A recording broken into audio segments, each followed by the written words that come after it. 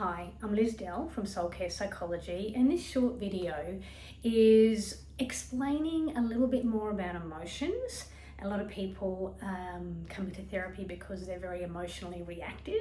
They might get really anxious very quickly, or they might get angry very quickly. It might be feeling of overwhelmed all the time. And so one of the things that we can do is learn to get to know our emotions in a way and learn strategies on how to calm down and be less emotionally reactive, which is better for relationships, better for work, better for parenting, but most of all it's better for you, because you will be happier and you won't feel bad about your emotional reactions as often. So because it's one of the most common things that I cover in therapy about how our emotions are, I thought I'd just develop a short clip so that if you can't attend therapy, or you don't need therapy but you'd like to learn how to handle your emotions better, you can apply these strategies from home. Get your own therapy journal or download the worksheet that I've got attached to this little video, which explains it all, and you might find that this is just what you need. Remember, if you are a parent and you are emotionally reactive, you are likely to have children who are more emotionally reactive. And I do work with children.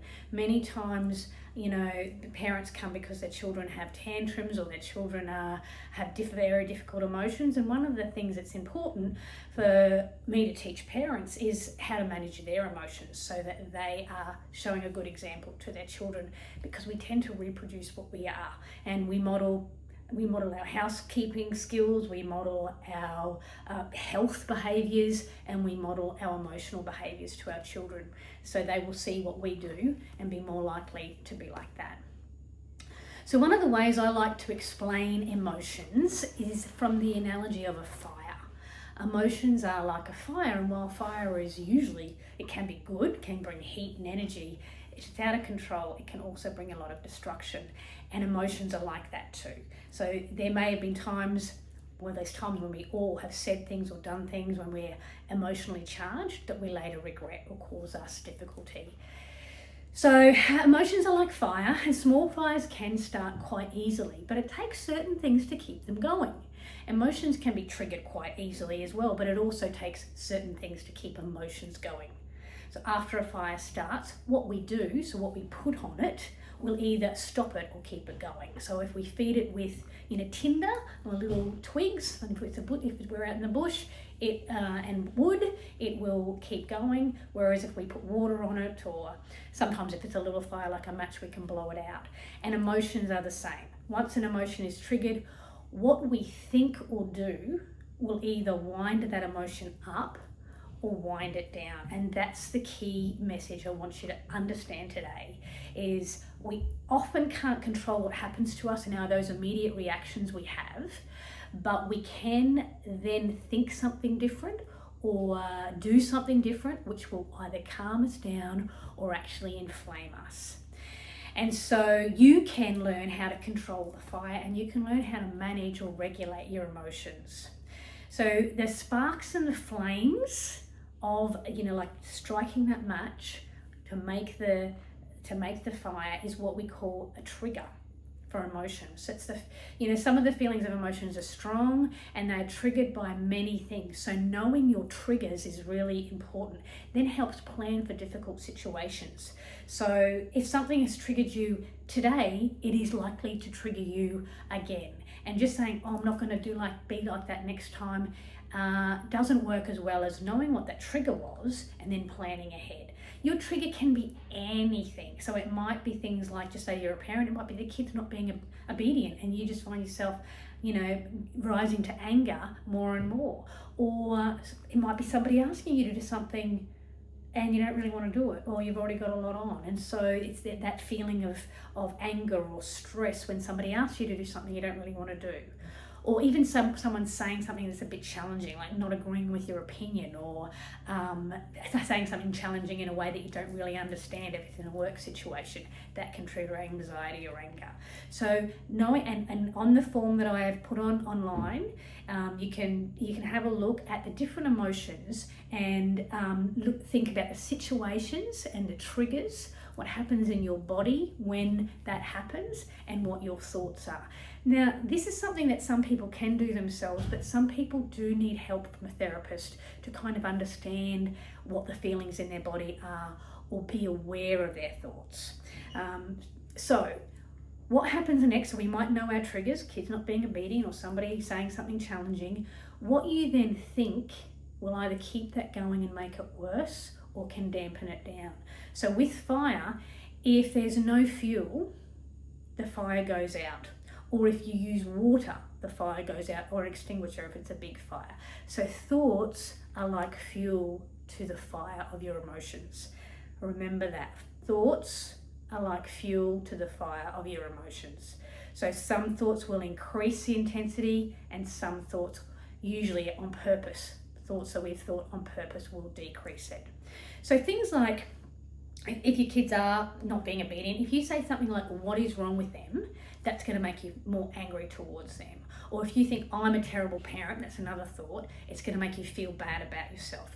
Neither of those are helpful thoughts, so they need to be replaced with something more productive, like, I need to learn better parenting strategies, or, I'm going to figure this out, we'll get through this. If somebody says something to you you don't like, you might say, how dare they speak to me like that?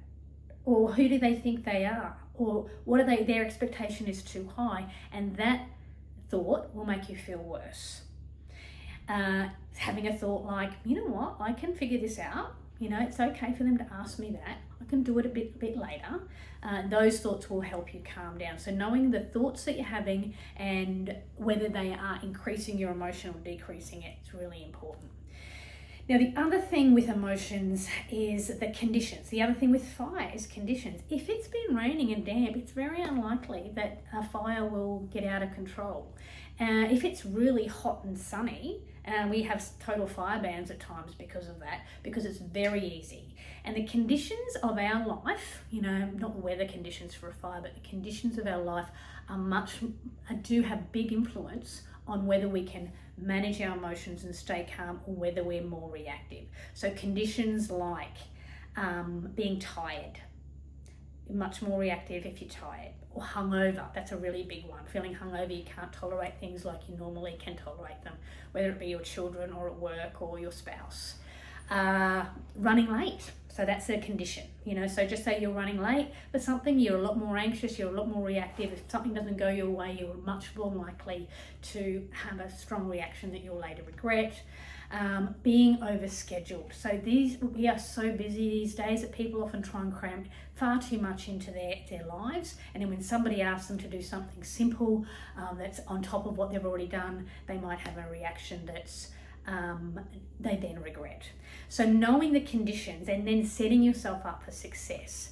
So you can see on the worksheet that I've attached, we've got exploring your emotions, so getting to know them a little bit. Sometimes you might know your triggers, sometimes you won't. I suggest people have a look over the course of a week or two and use their journal to monitor it. And then having a look of setting yourself up for success and deciding what you're going to do next time. So setting yourself up for success is things like what I've covered in the Foundations for Mental Health, which if you haven't watched that video, please do. It really talks more in depth about what we need to actually feel good and to cope well and to function well in life, all the things our body needs. But just in summary, to set yourself up for success, to be able to manage your emotions and not be reactive, we need enough sleep. We need good nutrition. We need enough exercise. Exercise is the number one thing that will reduce stress and enable us to cope with more in life. So if you're not exercising, your emotional reactivity will be a lot higher. Limit drug and alcohol use. So definitely drugs and alcohol have a side effect of making us more emotionally reactive and not be able to tolerate things. It may be that when we're under the influence of the drug, like if you're smoking cannabis or you're having a drink, you feel good, but it'll be the days following or when you're not actually under the immediate substance that you can't cope as well with life. So it's a payoff. And the last one is work-life balance, which I think a lot of the time these days people are far too busy, which is why they're very emotionally reactive. So having enough downtime, having enough rest, to be out, so you're coming from a calmer place. So in the moment of having an emotional reaction when something happens, how to put the fire out, how to help that emotion wind down. taking some deep breaths. So just like blowing, if it's a small fire, you can blow the fire out. Think of that and think, okay, take some breaths, breathing in through your nose, holding, and then blowing out through your mouth. It's the out breath that activates the parasympathetic nervous system, which brings our arousal down and enables us to calm down. So taking 3 or 4 deep breaths and positive thoughts like, I can handle this, it's going to be okay, I can get through this, I'll do it bit by bit, or having a list of those positive thoughts that you can do to the situations that you find difficult emotions in, and practicing those. Now, sometimes it does mean walking away. If the fire's a bit bigger, you need to walk away from the situation and do what we call a 3-minute grounding space, which is including the deep breathing. You just then list 5 things you can see in the environment, 5 things you can hear in the environment, 5 things you might be able to sense or feel in the environment. If you can smell anything, you can say list those, and list anything that you can taste. So that's a grounding exercise while you're deep breathing, and what that does is click your mind into your thinking centers, into the present moment where there is less anxiety, and really helps you calm down so you can think more rationally about the situation that you're in. Then, of course, if there is a real problem or something that's ongoing, take some time to do some problem solving around that issue in a productive way, not when you're in that hot emotional state. So with those short strategies there, you may be better able to manage your emotions. Do the work, do it in your journal, start to look at the triggers and the situations that make it worse. And my hope for people, and why I'm doing these videos, is so that more people have got these resources at their fingertips, or to remind them of what we might have covered in therapy for the clients that I see, so that you can live happy lives and in more freedom from anxiety, freedom from anger. Whatever we practice, we get better at. So we can either get better at handling our emotions, or we tend to get worse at handling our emotions because we get better at the reactions and they get more intense. So if this is not enough for you, I have developed some online courses to manage anxiety, to manage mood in general, to manage anger. So have a look at those courses, which take you through over 6 sessions in more depth, to help you manage your emotions and live in the freedom and excellence that was intended for us. So thank you for your interest in taking care of your soul yourself. Be blessed.